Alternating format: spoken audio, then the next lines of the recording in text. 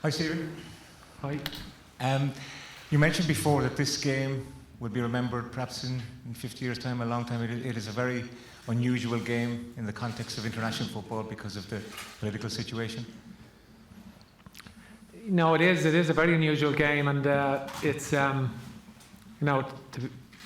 the Ukrainian players and the coaches and all of the staff have been great ambassadors for their country, amidst the chaos of their lives and of their compatriots really, and the thousands who have lost their lives. So by continuing to play, and they're bringing it to, they're keeping it at the forefront of the sort of whatever country they're playing within the media and within the European media, because obviously it's there's features across Europe on the Ukrainian team and their contribution and how they played and so forth in the games, and it just keeps the discussion very much to the forefront of the news. Запитання було, ця гра запам'ятається багатьом своєю досить специфічною природою. Власне, запитання було до тренера, що він думає щодо цієї специфічності цього матчу. І тренер відповів, що це справді незвичайні обставини, які оточують цей матч. Гравці збірної України, тренери збірної України і всі, хто команду оточує, власне, постають великими і значними амбасадорами для своєї країни, яка зараз переживає надзвичайно складний час. Людей вбивають, руйнують інфраструктуру. І, власне, відбувається величезне горе саме в Україні. І саме тим, що українці продовжують грати, незважаючи на всю цю трагедію їхньої країни, виводить їх на перший план і становить їх в самому центрі уваги всіх світових медіа. And Shane, can I ask you to put yourselves in the shoes of a Ukrainian player at the moment and what they've been going through and what they have to go through at the moment? Yeah, really emotional for all of them. I think they've been really they should be really proud of how they handled themselves, especially over the last two games, carrying the country. And I think everyone was willing them in Europe and the world to try and get their World Cup. So I think they can be really proud of themselves and hold their heads up really high and keep going. So we know it's really emotional times for everyone there. So as I said, it'll be a special game tomorrow and one we're all really looking forward to. Запитання було про емоційний стан української команди, як гравці збірної Ірландії оцінюють цей емоційний стан. І відповідь була така, що, звичайно, українці виходять на поле з високо піднятими головами. І їхня впевненість в своїх силах, їхня гордість за свою країну, те, що, власне, зараз відбувається, накладає на них такий величезний якийсь емоційний стан і сприяє тому, що вони викладаються на 101% і просто намагаються вмерти на полі, вмерти за свою країну. Can I have that, please? Hi, Stephen. Could you just update us with any injury news that you might have for tomorrow? Yeah, Gavin Bazunu has he's gone back. He's left the camp now. So he just had a minor sort of rib fracture, very minor fracture, rib fracture. That's what that was. Seamus Coleman is ruled out through injury. He has a groin pubis issue, so he's ruled out again. Is that out of him the other two games as well? We'll have to see. No guarantees he'll feature in the other games. We'll see how it settles and make decision on that later in the week. We'll see how he goes. Hopefully he will be involved in the later games, but it's too early to say. Two big games here in Dublin. It's a chance to put things right after what happened at the weekend. What do you want to see from your team that wasn't there? Yeah, no, I think we're disappointed to lose in Armenia. I think it's no getting away from that. I think, to be fair,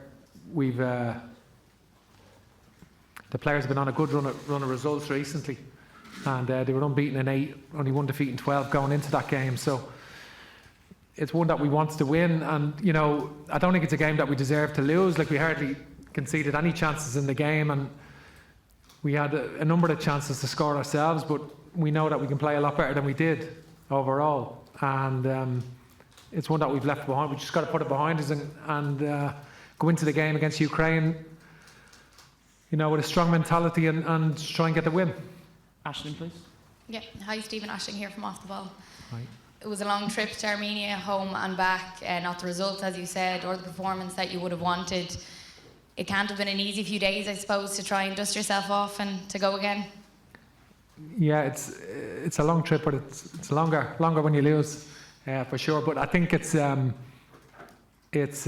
listen, that's the nature of this game. You know, you get your kicks in the teeth, and you've got to dust yourself down quickly and get back and go again. And we don't have time to, you know, obviously we analysed the game, we looked, we debriefed, we did that, we moved on quickly, we're preparing for Ukraine. It's a completely different challenge tactically, and completely different. So we've got to switch on quickly and make sure we're ready, and get ready for tomorrow. It's a home crowd. Like, we've had the crowds have been, since the crowds have come back, you know, with full houses for Portugal and Belgium, and the amazing games, you know, great, brilliant games of football, and the crowd were tremendous, and so, you know, hopefully be more of that tomorrow night. And were you surprised at all by the criticism after the game? No, you lose to Armenia, you have to accept criticism. No, I wasn't surprised at that, no. Joe Caulfield, please. Hi Stephen, how are things? How are You you had a doing? fair amount of possession in that game against Armenia, but just failed to convert, although you did come close on a number of occasions. How would you like to rectify that and put scores on Ukraine tomorrow night? Yeah, like, I don't think I can say look at the game against Armenia and say what we did wrong, and then if we rectify that, we get that right against Ukraine. Exactly, because it's different set of circumstances. But you know, we definitely listen. We had enough chances to win the game itself. Like, we couldn't. The first goal is obviously critical. We've seen that in Azerbaijan getting an early goal and winning 3-0, Luxembourg getting a goal, winning 3-0. So we had chances to score, several chances in the first half. Obviously they weren't as clear cut in the second half we wanted, but we still had chances. But we weren't creative enough in that last half hour for sure. And you know, they defended well against us, and we only have ourselves to blame in that regard. But it's a game that we should have won and shouldn't have lost. And so Ukraine's a different challenge, 4-3-3, very attacking 4-3-3. They have the flexibility. They played 3-4-2-1 as well. Even if they make changes, they've made changes right throughout the campaign. They've rotated their midfield.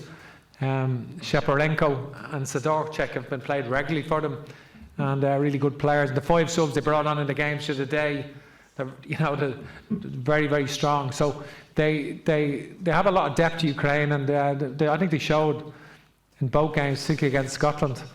That's what we've seen in the other games, that they have a lot of quality. You were at the under-21s game there last night. Will Smallbone in particular, as a man, is catching the eye of late. Should he be keeping his phone on for a call-up? Yeah, no, I must say he's had a tough time, Will, with unfortunate cruciate ligament injury and 1 or 2 other injuries and so forth. And I'd love to see him get a run of games, because he definitely was exceptional yesterday, and it was great to see that. And you know, it's great that he'll obviously go and play in Italy next week, and for the under-21s. But he definitely has a future with the senior international team, you would feel, if he continues in that vein of form. Just one question from Gavin and Ed each, please, to end the live section, please. Hi Stephen, in terms of team selection, do you prioritise fresh legs or playing the guys who played in Armenia because they've built up some match fitness? Not because they built up some match fitness. I don't think that's a factor. But I think, listen, we were on a good run of eight without winning some matches, winning numerous matches recently. and players are scoring goals. So you don't just because we've had a setback, and it is a setback, doesn't mean completely leave half your team out because of the setback. I think, yeah, you're right that we put freshness because maybe some players were not fully fit, having not played in 4 or 5 weeks going in, and then can they go again? So these are dilemmas, but you know, we wouldn't expect wholesale changes. I think you know, playing a match, I see your point. There's an advantage of playing a match someone that hasn't played should be that much sharper. The 4-day turnaround is not too drastic, you know, as opposed to between Wednesday and Saturday will be more, although we have the travel in between. There can be a big difference between the 4 and the 3, and I think so I wouldn't say there'd be drastic changes after that. Final one from Ed for the live. Stephen, how are you doing? I just wonder, would you be able to reflect on the set piece return from the Armenia game in terms of variations of, and you know, because we've seen creative set pieces come off before with the team. Is there going to be more variation for future games in that scenario? I think we had a lot of forced contacts, you know, and you know, John Egan headed wide from a good position, Chio headed wide from good position, Nathan Collins had a header straight into the goalkeeper's arm, Shane got his head on a couple as well. So we had a lot of forced contacts, we just maybe didn't direct them in the way that we wanted. And so we had a higher number of forced contacts than most teams would have from our set pieces. We just couldn't score from them.